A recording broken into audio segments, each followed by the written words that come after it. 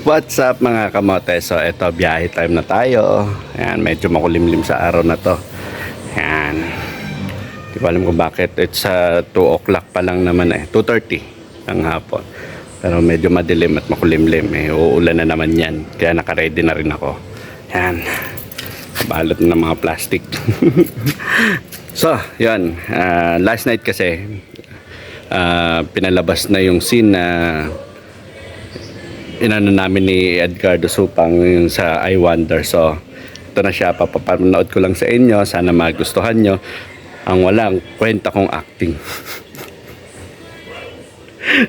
Yan.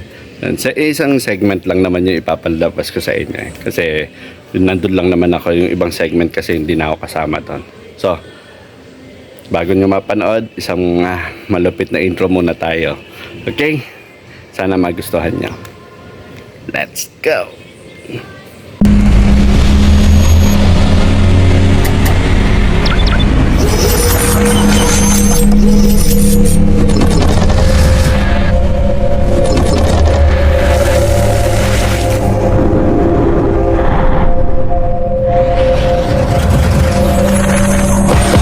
She would get down with somebody I know. I guess that's just how it goes. Ang mga hayop na kinatatakutan ng marami.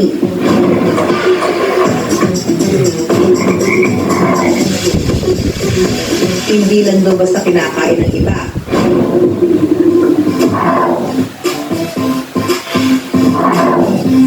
Kundi mas pinasasarap pa. Palakang karag, sumpaman sa ilan.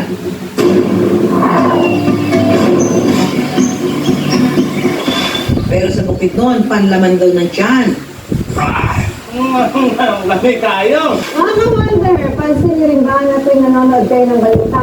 Naghihina ang limang magkakapatid na ito. Hindi nawawala ang mga kaso ng food poisoning o yung mga ka-wonder natin na nalalasong dahil sa pagkain. Kung minsan, may namamatay pa dahil sa pagkonsumo ng mga maling pagkain. Pero alam niyo ba na ang mga pagkain na kamamatay, katulad na ng mga palakang karag, box jellyfish, at puko ng manok, kapag nalinis at naluto ng maayos, kaya-kaya pa rin masarapin na ina natin ka-wonder. Kailangan lang daw ng tamang proseso ng paglilinis at pagluluto nito. Naku! Paano kaya nila yan ginagawa? Kaya naman ngayong gabi, sabay-sabay natin alamin. I wonder, ano-ano nga ba ang mga pagkain? Yummy, pero...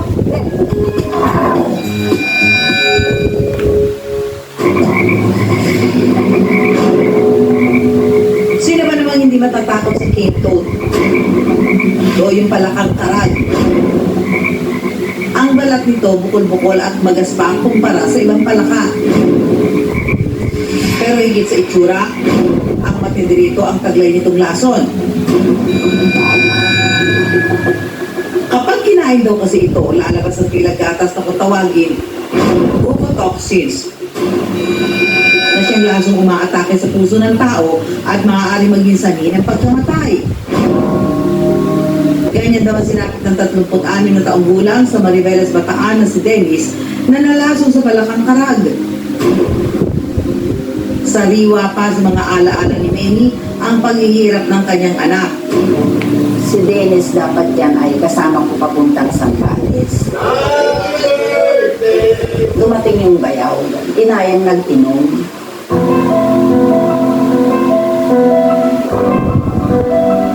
Saya-saya pa nga daw nila, sabi ng tatay. Hindi naman daw nila akalain na ganun. Akala manok ang hinuli.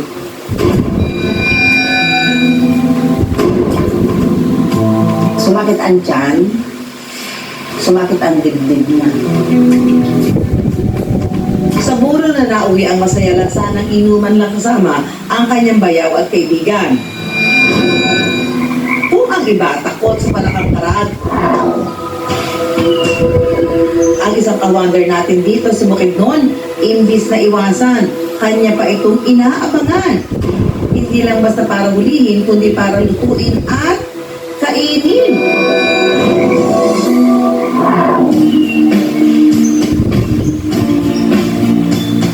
tinutukoy ko ang ka-wonder nating si Florencio. Dahil simple lang daw ang buhay nila bilang magtutupa. Kinalakihan daw niya ang pagkain ng palakang karag na luto ng kanyang lolo at lola. Dito sa amin sa probinsya, kahirap kami. So, ang madalas namin mahulihin itong palakang. Palakang karag ang inahuli namin dito sa amin kasi ito lang ang marami dito sa amin. At ang kanyang specialty, kalderetang palaka at palaka express. Paalala lang mga ka-wonder na huwag itong gagayahin. Ay kay Florencio, pawa mga tulad yan ang daw na bihasa na ang maaari magluto ng palakang karag. Ito ay sa lason din. So, ito ang panggamit niya kapag mayroon siyang kalaban.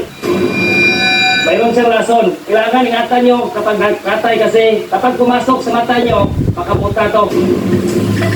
Ang estilo ni Florencio para iwas lason, So, kailangan sinsining tanggalin ang laman loob, dugo at ugat nito na kulay puti. ang ating gagawin ngayon, lagyan natin siya ng asin. Pagkatapos natin lagyan ng asin, lagyan naman natin ng suka. Haluin ito ni Florencio hanggang sa mawala ang dugo. Okay mga kawander, pakuluan natin. Kailangan pakuluan natin para sigurado ang ating kaligtasan. Ilagay natin ating luya. Una-munang igigisa ni Florencio ang luya at sibuyas. So isusunod natin mga kawander ang ating karag. Igigisa ito hanggang sa maluto ang karag. Sunod na ilalagay ang pampakulay na atsuete, toyo at tubig.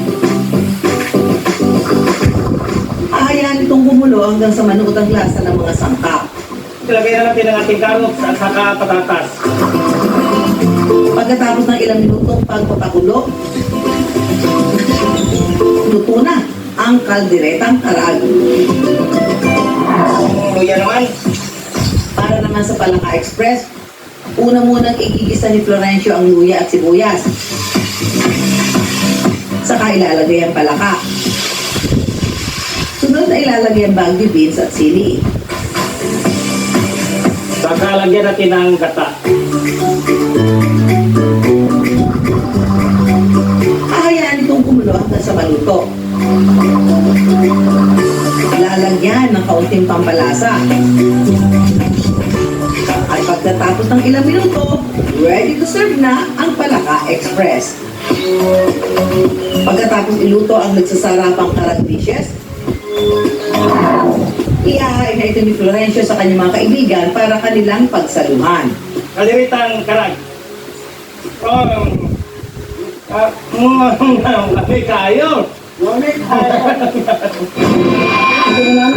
Naghihina ang limang magkakapatid na ito. Sa kaliwat ka ng balita tungkol sa mga nalalason sa palakang karag, hindi kaya nangangamba si Florencio na malason din? Mula pa noon hanggang sa ngayon, so alam namin nga makalason ang palaka. Hindi naman ako natatakot kasi alam ko man kung paano gagawin yon.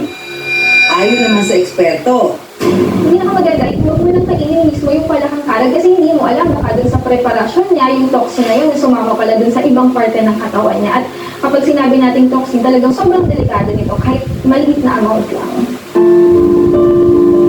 samantala ang pamilya nila Dennis, After na nangyari yon sa anak ko, hindi na kami kumain ng palaka. Kasi po, baka majimpuhan namin yung nakakalason. Kung nandito ako siguro, maaaring nasalba yung anak ko. alam niyo ba mga ka-wonder na nakalalason din ng kamote, mani, patatas na berde, ang ilang klase ng patatas na berde dahil sa taglay nitong solanine na kapagpapasakit ng tiyan. At ilan pang root crops kung hindi mailuluto sa tamang paraan. Ano ang pagkain na hindi tumaan sa wastong preparasyon ay maaari makapagdulot ng negatibo sa pangangatawan ng kahit na sino. Kaya payo ng ating Food Safety Compliance Officer na si Ms. Judith Mababa, sakaling makaramdam ng sintomas ng food poison, gaya ng dehydration at pagkaubos ng tubig sa katawan, at pagsusuka o pananakit ng tiyan, agarang pumunta sa pinakamalapit na doktor o ospital. Pero ika nga ng mga eksperto, prevention is better than cure. Kaya siguruhin ligtas ang ating kinakain mula sa paghahanda, pagluluto, hanggang sa paghahain. At ang pinaka-importante is yung cooking o yung pagluluto. Ito kasi yung tinatawag natin na kill step kung saan dito natin pinapatay yung mikrobyo dun sa mga hilaw na pagkain. At syempre, kasabay nito kailangan ay sigurado tayong malinis yung pinaghahandaan para maiwasan yung cross-contamination. Pero I wonder, bakit kaya may ilang nalalason sa mga pagkain gaya ng palakang karag at box jellyfish? Habang ang iba naman, ligtas kahit kainin ito. Kasi nakadepende ito isa dalawang bagay. Una is yung immune system na tinatawag natin o yung lakas ng katawan natin na labanan yung pinakain natin. At pangalawa is yung dami ng pagkain na nakakain natin. Kaya kung mas malusog ang ating katawan, mas maliit ang tsansa na tablan tayo ng mga poisonous foods. Tandaan maka-wonder, mabuti na ang sigurado. Maging maingat at mabusisi sa pagluluto. Mahalaga masiguro na anumang kinahain sa mesa, hindi magdadala ng peligro. So yun na mga kamote, napanood nyo na, di ba? Ang pangit ng acting ko, di ba? Nga pala, shoutout nga pala kay Edgardo Supang sa kay Ann. Yan, sa pamangkin ko. Nagpapasalamat ako sa kanya dahil lagi niya akong naisasama sa mga ganyang programa. Yan. Thank you at nagpapasalamat din ako sa iWonder, sa GTV Channel 11 at sa GMA News and Public Affairs. Thank you sa opportunity na binibigay nyo. So sana nagustuhan nyo, comment na lang kayo sa baba. Yan, kung any comment, bahala kayo kung hindi nyo nagustuhan o i-bash nyo ako o i-bully nyo ako, wala akong pakialam. Yan.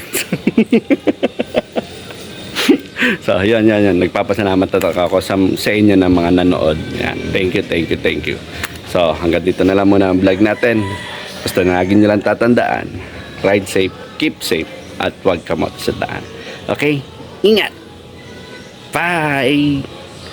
Peace out!